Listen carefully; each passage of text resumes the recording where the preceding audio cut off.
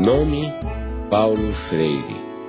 Data de nascimento: 19 de setembro de 1921. Local: Recife, Pernambuco. Cor dos olhos: castanho. Raça: humana.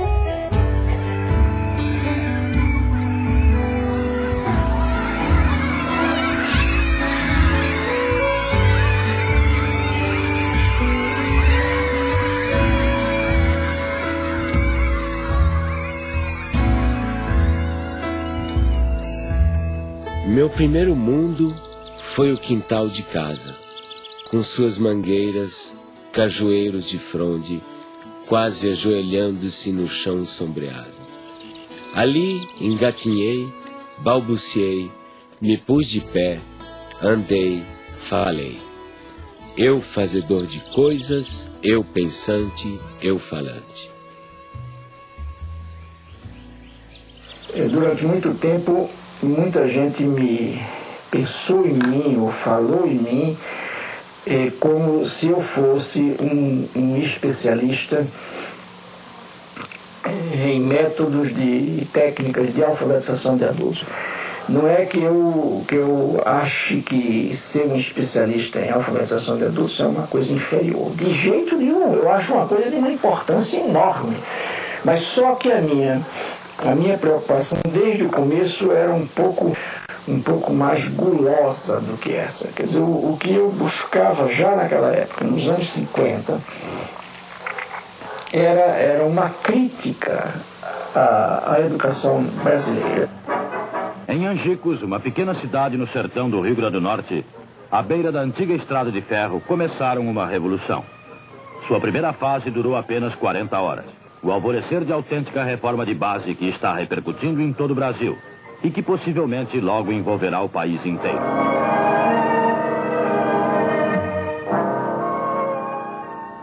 Eu tinha 6 anos de idade e tenho várias lembranças de lá, do Círculo da Cultura. Aprendi a ler sentada no colo do meu pai. Isso me fascina. Recordar o passado. É viver 2 vezes. Eu sempre soube viver 2 vezes. É sofrer. Não, é quase É melhor viver 2 vezes. Olha, pela maioria, eu sempre soube que era viver. Recordar o passado é viver. Recife. Ninguém mais pode ficar indiferente ao problema do analfabetismo em nosso país. As soluções aí estão. Não se pode arrecuar 40 horas a um homem que tem sede de saber, ou fome da cabeça, como dizem em Angicos, que precisa estudar, que tem esse direito até agora negado à maioria. Se lembra quando nós chegamos à cidade, a esta cidade aqui, para fazer aquele levantamento? A Neida era muito pequenininha, tinha 6 anos, nem se lembra ainda, né? Mas eu me lembro alguma coisa. Eu lembro, porque passou um jipe com alto-falante anunciando e ia chegar a essa escola e as pessoas não acreditavam muito. Eu vi minha mãe dizendo assim para meu pai que queria estudar. Ele disse, isso não chega pra gente, não. Cabia a nós fazer um plano de alfabetização e educação de adultos, visando 100 mil matrículas, uma maneira de mudar a situação.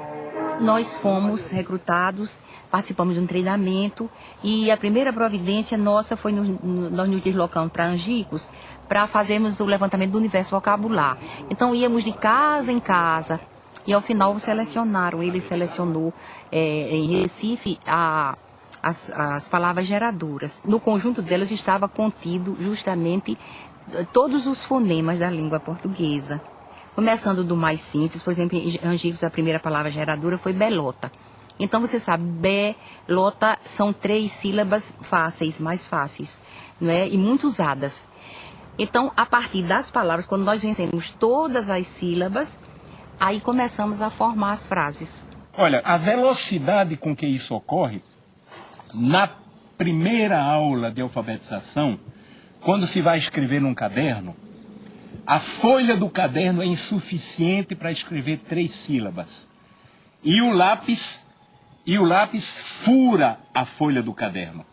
Naquele momento em que eu comecei a aprender com a classe trabalhadora, o que significava ser uma consciência dependente, uma consciência política dependente. Um ciclo da cultura é o nome que nós demos, Paulo Freire deu, para substituir a classe de alfabetização.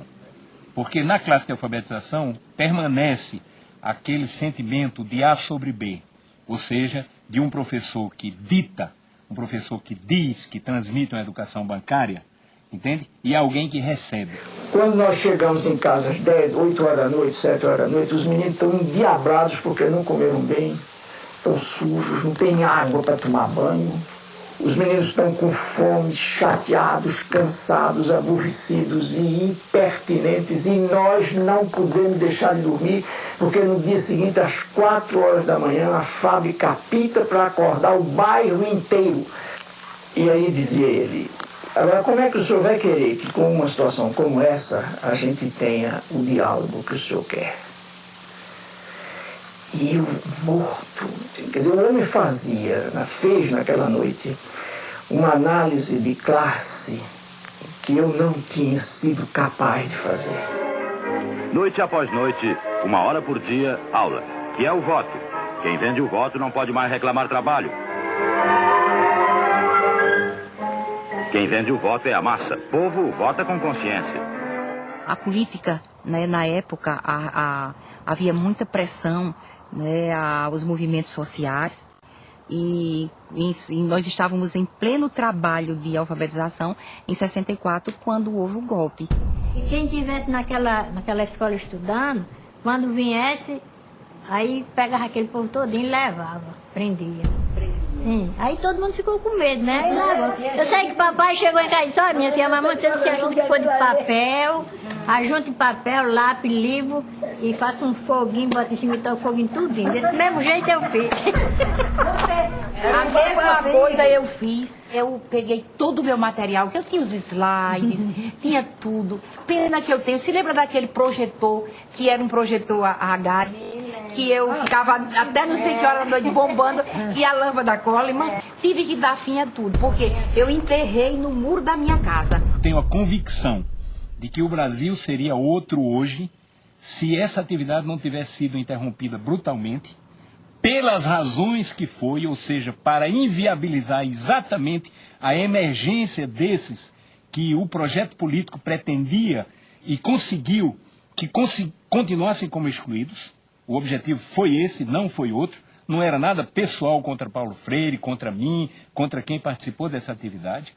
E eu sempre me emociono e fico me lembrando, porque aquilo era feito com o coração. Com amor, né? Com amor. Sei votar, aprendi a escrever meu nome. Tive em outras escolas, mas o que mereceu mesmo, que descolou mesmo, que eu me orgulhei em dizer eu não sou mais analfabeto, foi Paulo Freire. Paulo Freire colocou o oprimido na história. Ele deu visibilidade a alguma coisa que estava lá historicamente sendo invisibilizada pela cultura dominante. Então, pondo no palco da história o oprimido, ele estava fazendo um ato revolucionário.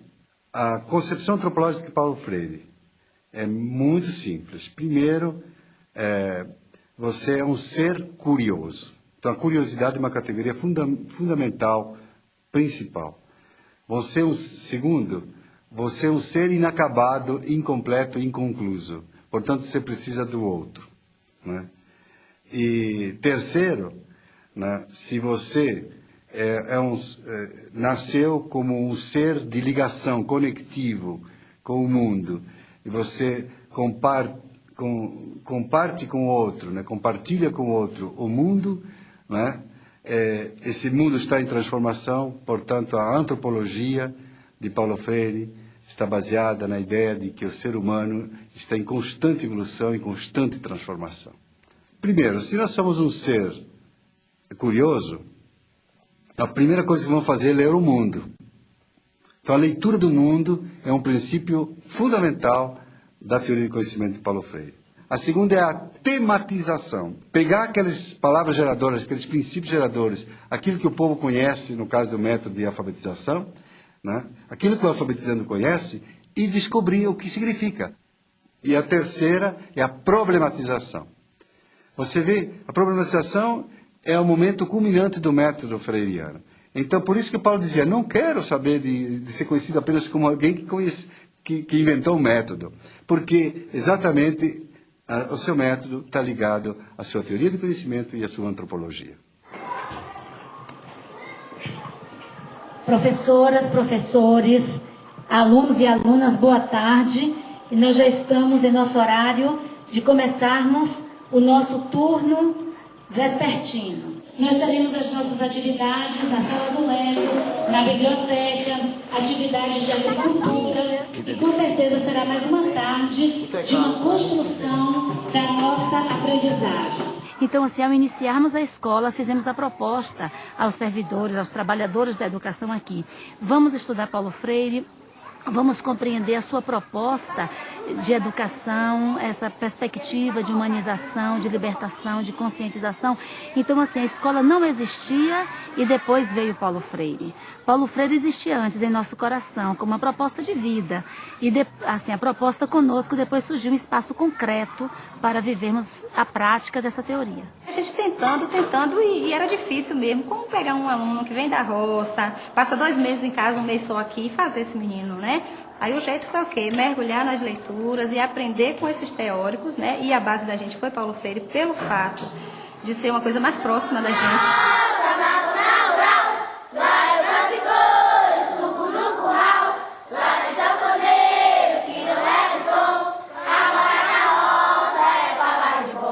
As crianças que nos chegam muito diferentes das crianças que são urbanas.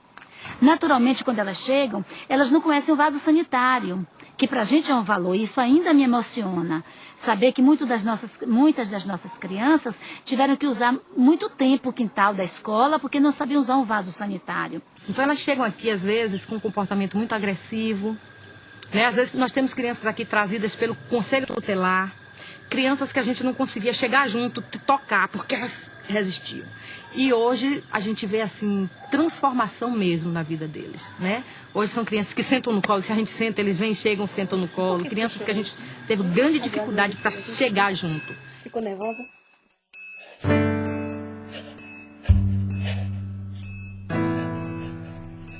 Para mim, o exílio foi profundamente pedagógico.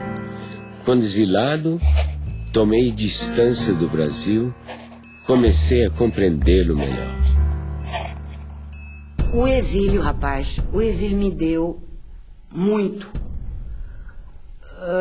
Só que o preço do dado é equiparado, tá fazendo? A quantidade que tu ganha é a quantidade que tu tem que pagar. O preço é alto, o preço é e foi alto. Olha, eu só não te diria que eu me sentia destroçado, porque afinal de contas é muito difícil que eu me destroce, entende? Mas eu sofri profundamente. Então havia dimensões da nossa cultura que me fustigavam, como por exemplo o gosto da comida. Nós, claro, tínhamos muita saudade do clima, da gente, da língua, né? Mas a estrutura familiar na questão da comida, por exemplo, do universo, né? Da cultura, nós tínhamos tudo. Todo dia minha mãe arrumou feijão não sei aonde, e galinha de cabidela, que ela ia, achava no mercado Las Vegas, trazia e fazia a jeba da galinha. Era uma comida que se você entrasse... Era uma casa pernambucana, era uma casa brasileira. E não há como sacrificar a sua identidade cultural. Eu nunca me senti melhor do que ninguém porque sou brasileiro, mas nunca me senti pior do que ninguém porque sou brasileiro.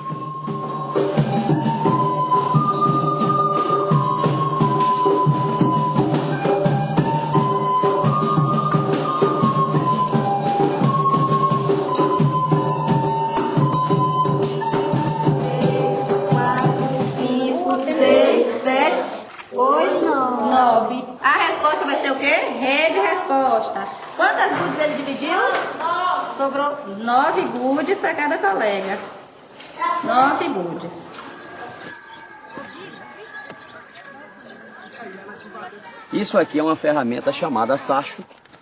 Ele tem uma ponta justamente para poder fazer o quê? Para poder fazer a cova. Então nós vamos fazer a cova e a beterraba já está aqui. Nessa posição ela não pode entortar a raiz porque senão vai deformar. E aqui nós vamos fazer esse procedimento. Pronto, tá faltando.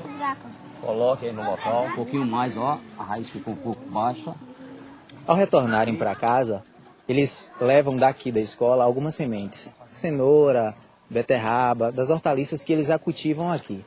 Lá eles têm o objetivo de, ao chegarem lá, passarem para os pais o conhecimento que eles acabaram adquirindo aqui ou então que reforçaram já tendo esse tipo de conhecimento. Lá eles fazem o que fizeram aqui. Alguns já assim vendem, eles chegam falando, ó, a gente ganhou dinheiro, porque eu plantei o coentro, plantei alface, plantei isso aqui. E aí eles vendem isso e ganham dinheiro, né? Aí ensinei a meu pai, a fazer assim como o professor ensinou. E ele sempre ensina, traz a semente da planta, ensina como é que os professores lá ensinam para eles plantar. Eu digo, já aqui nós plantamos diferente. Nós samei a terra toda. Ele, não, mãe, não é assim. O professor lá ensina para nós fazer arleira, samear a sementinha. Depois, se tiver junto, ele vai, arranca um pouco daquela muda para poder ficar mais investido. Ele sempre conta tudo. O exercício de tornar-se capaz de ler e escrever exige de quem realmente aprende uma postura de sujeito que cria o seu próprio aprendizado. A comunidade freiriana, para nós, né, é esse conjunto de instituições, pessoas que partilham a identidade do legado de Paulo Freire, né? E o que significa isso? Na verdade, são associações, grupos, instituições que vão se formando no mundo. Por exemplo, Portugal e Espanha. Em Portugal ocorreu o Fórum Paulo Freire em 2004, este ano agora, 2006, né, na Espanha. Enfim, são centros de estudos, né, freirianos, né, pesquisas, espaços de formação educacional. Oi, Luísa Cortesão. Primeiro, quero te agradecer muito pela sua contribuição aí de Portugal nesse documentário. Gostaria que você falasse um pouquinho o que é que vocês estão realizando, a experiência freiriana do Instituto aí. Está a ver, portanto, são debates muito aprofundados e muito fundos sobre questões teóricas que têm que ver com problemas que são sentidos na realidade. Fizemos, o título é exclusão ou exclusões, e fizemos, por exemplo, uma análise de problemas de exclusão social, de problemas de exclusão na saúde, de problemas de exclusão na justiça, de problemas de exclusão no trabalho, de problemas de exclusão na educação, e agora esse ciclo vai terminar com uma análise sociológica da problemática da exclusão. O que te levou a fundar uma cátedra Paulo Freire aí na Suécia, num local em que, digamos assim, há tão poucos oprimidos? Aquí en Suecia, después de los años 70, que la gente conoció aquí a Paulo Freire, hay un renacimiento de interés. Aquí en Uppsala hay un proyecto muy interesante de desenvolvimiento sustentable, medio ambiente, ¿no? Y esta gente está muy interesada en los esquemas de concientización, ¿no?, de pensamiento crítico freiriano. Efectivamente, he trabajado con grupos étnicos oprimidos, incluso grupos indígenas, con camponeses, con operários também, não? São dois traços de personalidade de Paulo. Primeiro, essa generosidade do menino aberto ao mundo sempre que quer conhecer, essa alegria de conhecer o mundo. Segundo, a conectividade, que já é uma qualidade do adulto, a conectividade e a relação. Acho uma definição perfeita para qualquer ser humano decente. Ser um menino é guardar um pouco toda aquela carga de emoção da criança e a conectividade, que já é um projeto das pessoas adultas. Paulo Freire foi um menino da zona rural igual a gente, que aprendeu a ler debaixo da sombra da mangueira, que gostava de ler, gostava de escrever. Foi um homem que queria transformar o mundo. O momento em que o pai estava a trabalhar, né? Na famosa biblioteca, no espaço de trabalho dele, né? Eram momentos assim que as brincadeiras mais ruidosas nossas, né, tinham que ser, né, afastadas, porque o pai, quer dizer, são coisas que ficam assim, né? São mensagens, estás a perceber, que te marcam rotundamente o corpo, né? Ele era uma pessoa frágil à maldade humana.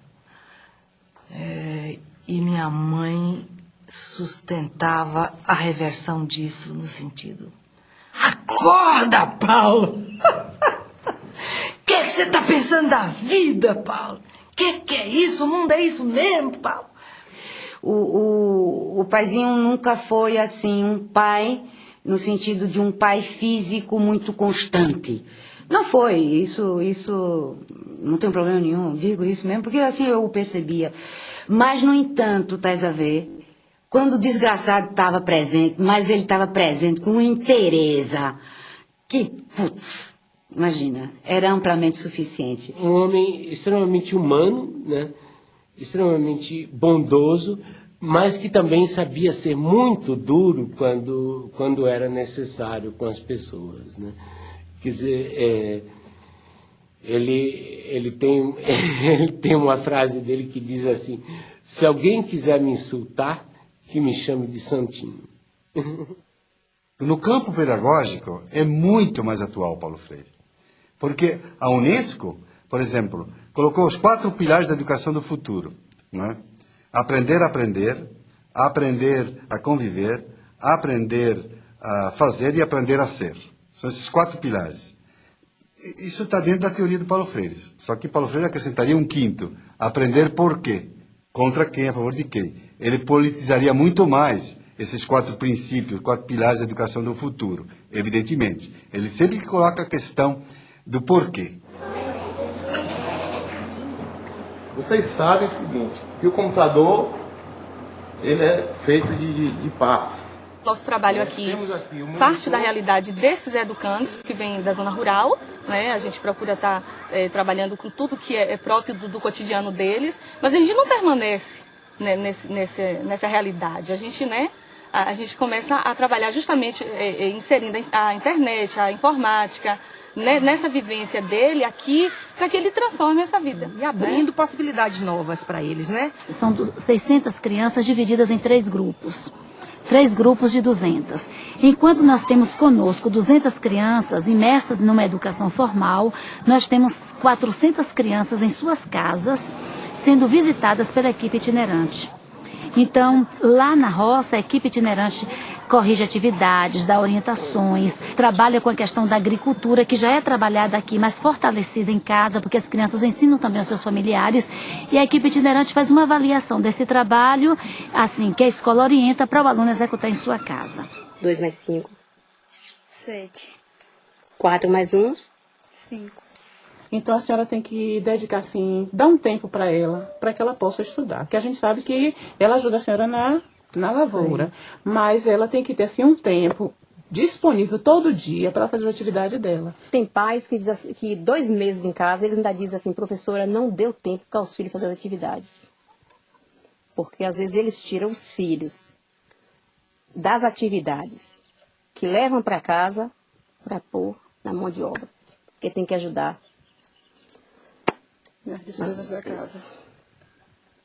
Eu estou trabalhando agora com atividade de artes. E essas atividades é uma atividade que desenvolve a coordenação motora, cognitiva e também ajuda no desenvolvimento da criatividade de cada criança. O restante fica em silêncio e vai terminar a tarefa, tá certo? Não tá achando. Nadson, pode vir, Nadson.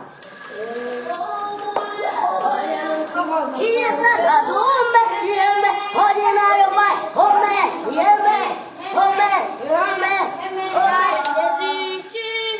E tomar o banho bem o quê? Passar o sabonete no corpo, atrás. No banho, tira a calcinha e tipo, os meninos tiram a cueca. Lave a parte íntima de vocês bem lavada. Fica lá sujinho, Aí vai criando sujeirinha, sujeira, sujeira, e daí cria dor. Tira o carro, põe o carro.